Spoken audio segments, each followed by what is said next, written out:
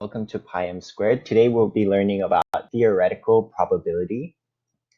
So for theoretical probability, it's just theoretical, obviously. So you don't actually have to experiment anything. You're just analyzing the total number of possible events and then analyzing how many times your outcome will happen.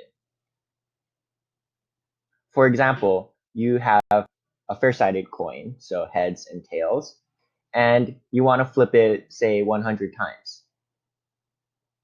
So theoretically, each of these heads and tails has a 50% or 1/2 probability of happening.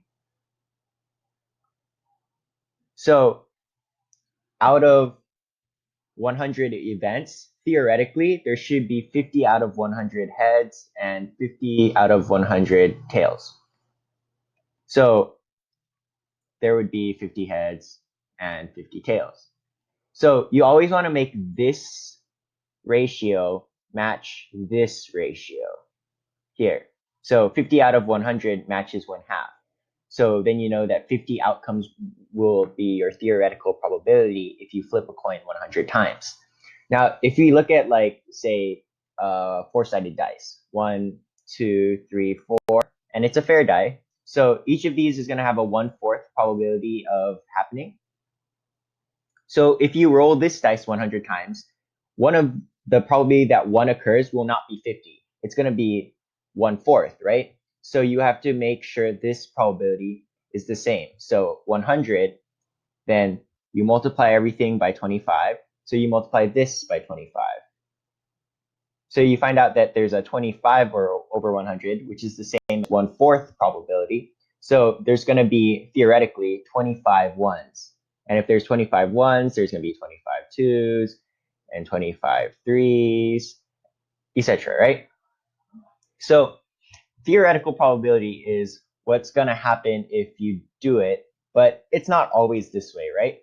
If you flip a coin, say, 10 times, it's not always going to be 5 heads and 5 tails. It could be 4 and 6 or 3 and 7 or 7, 3, vice versa, right?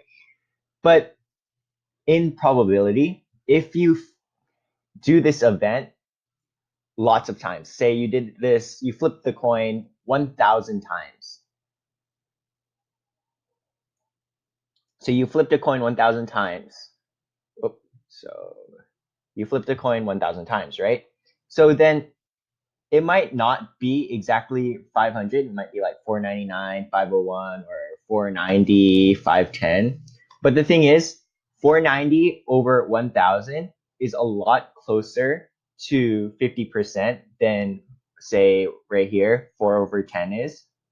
So basically, in probability, the more times you do things, the closer you're going to get to your theoretical probability.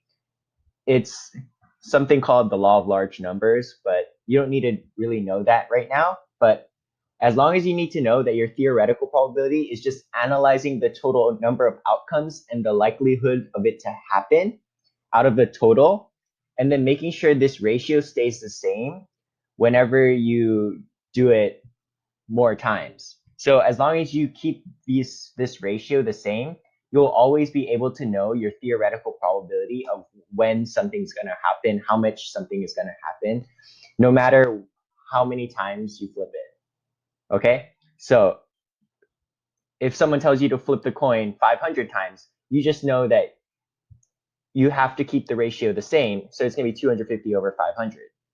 As long as you keep this ratio the same, you're always going to get the right answer. So that's basically what you need to know. Okay, thanks for watching.